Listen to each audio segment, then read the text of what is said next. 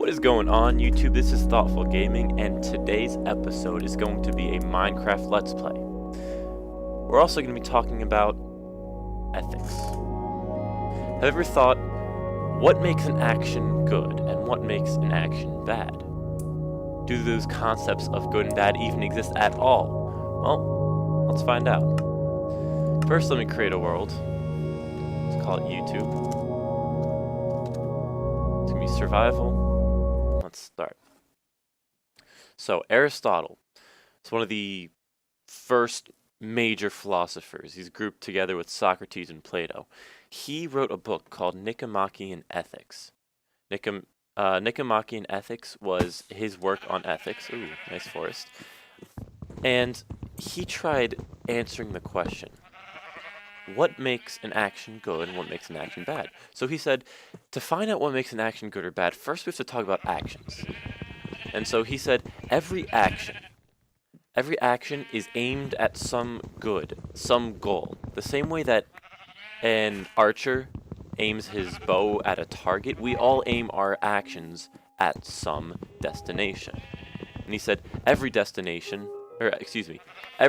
action is determined good or bad if it hits the target. So if your intention is to, let's say you want to buy a car, and so you want to work at some pizza place or whatever. If your intention is to save up money and that pizza job brings in a lot of money, then that's a good action relative to your goal. So he says, okay, but that is only another means to an end, and surely the best actions are pointed at the ultimate end, the ultimate good. So he says, well, what do we all inherently want? What do all of our actions inherently point to in the end? He said the answer is happiness. Oh, this is a cool tree. Alright, let me make some wood. So he talks about happiness being the end-all be-all of actions. So he says, okay, we should figure out how the best way to maximize happiness is. And the reason he chooses happiness is because he says any action that is a good in and of itself, where other actions, other targets are only a means to that end, and that surely has to be the highest good. Let's make some sticks here. Alright, so he talks about happiness being a good in its own sake, and that surely that must be the highest. So then he talks about a system of study dedicated to finding the ultimate way to maximize happiness, and he calls that not ethics. He calls it politics. He thinks the aim of politics is first to figure out how to maximize happiness, but second, to figure out how to maximize happiness for the population, for the citizens. Which is an interesting tidbit, because you don't really think of it in that way. Let's go look for some coal.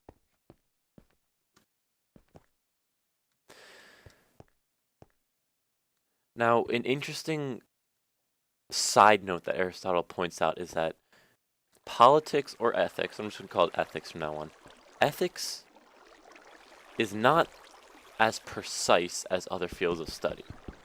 It's not like math. It's not like science. Well, science didn't really exist at the time. But it's not like math in that the result is precise, because the nature of the thing being studied is simply more general. Because when you find an action is good in one situation, it might not be good in another situation. So it's all relative to the situation.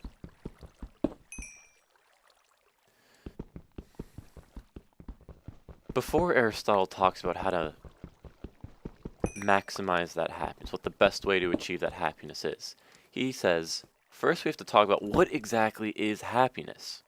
Because everyone seems to have a different definition of happiness. So he says, there's a couple reoccurring themes in common discourse on the subject matter. He says, well, some people say happiness is pleasure. You know, nowadays it's pretty common to say that because they say, oh, it's just a chemical release of certain chemicals in the brain, and that's what happiness is. And so pleasure is happiness. But that's not necessarily true according to Aristotle. Aristotle says happiness as defined by pleasure, is slavish. It's it's like a pig, you know. John Stuart Mill, talking about the same subject, has a famous line where he says, "I'd rather be a Socrates dissatisfied than a pig satisfied." They think it's a higher good, a higher form of this concept of happiness.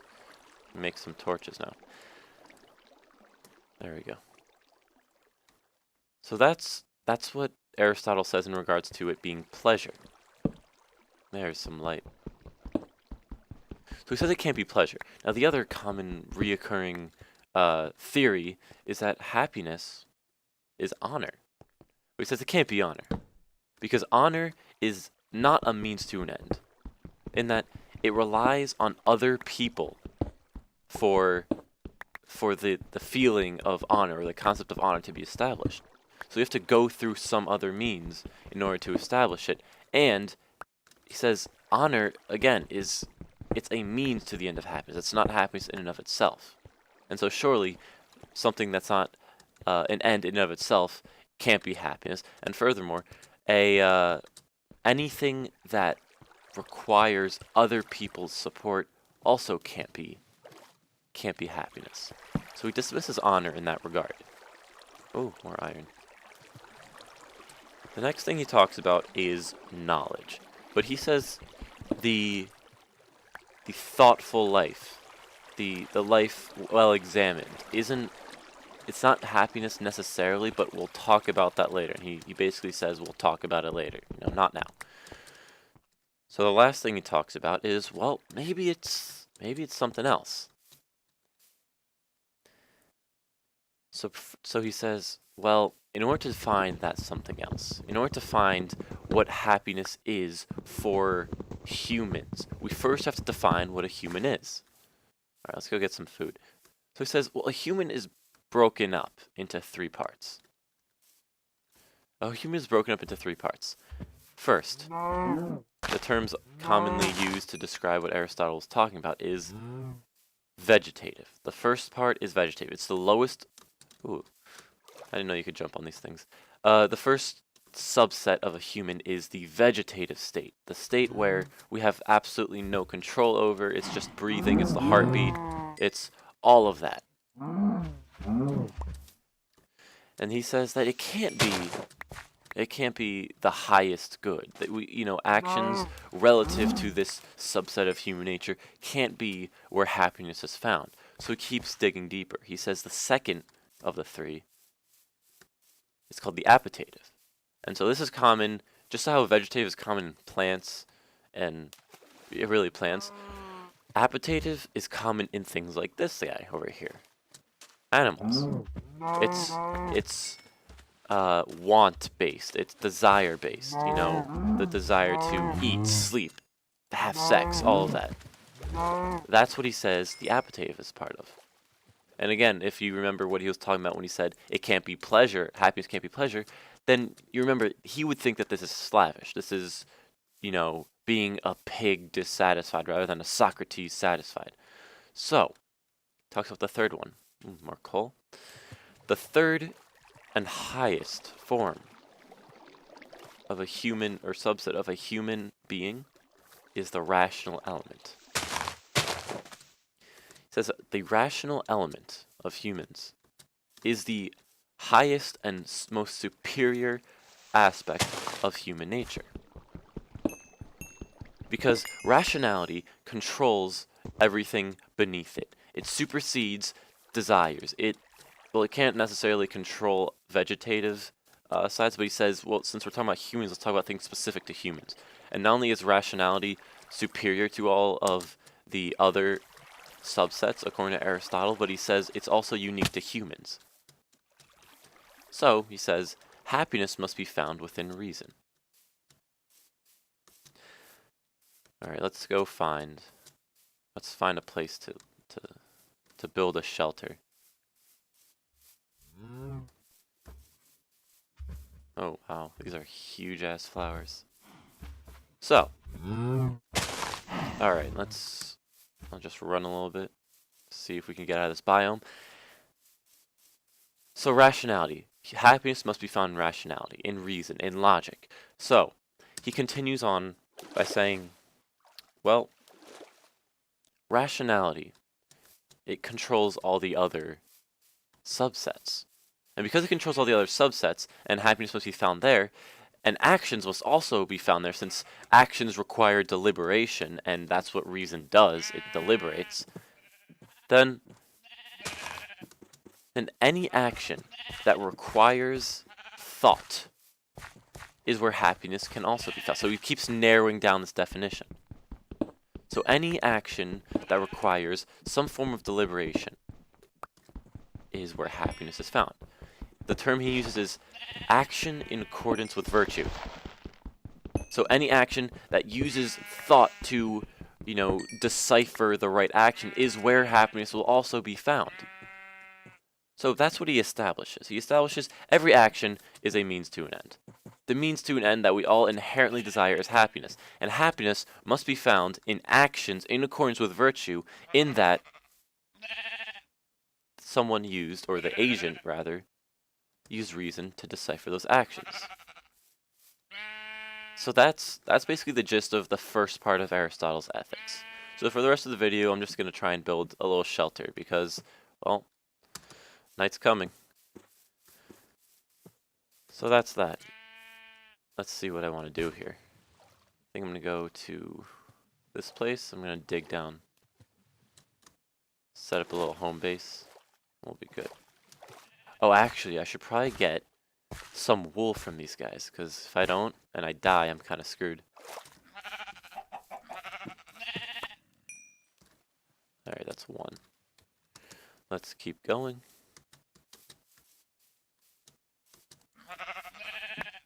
There we go. It's two. Damn. I need one more. This isn't good. Those squids are freaking creepy, man. Alright, where else? Where else? Where else? Oh, there's a creeper, right? Oh, what is that guy?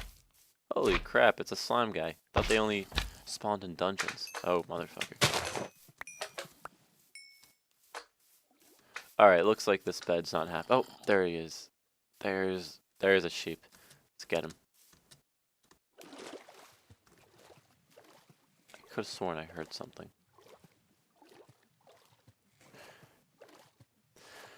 Now, it's interesting, because nowadays we have this theme of moral relativism where we think all actions are, the moral goodness of any action is, well, the individual defines it, because society created this arbitrary system of morality in the first place.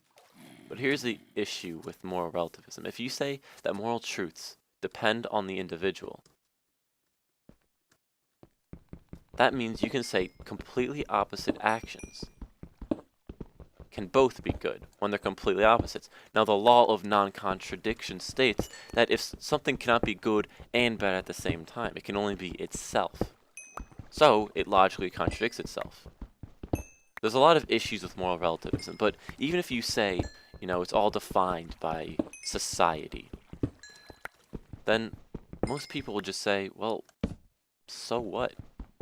Let's say I'm defining a system of morals, and it's all based around maximizing happiness or fulfillment or well-being, whatever term you might want to use. What the hell is this? I've never seen these. Holy fuck. Oh god. God damn, what is this thing? Shit. No. No. Oh. Oh my god. What the hell just happened?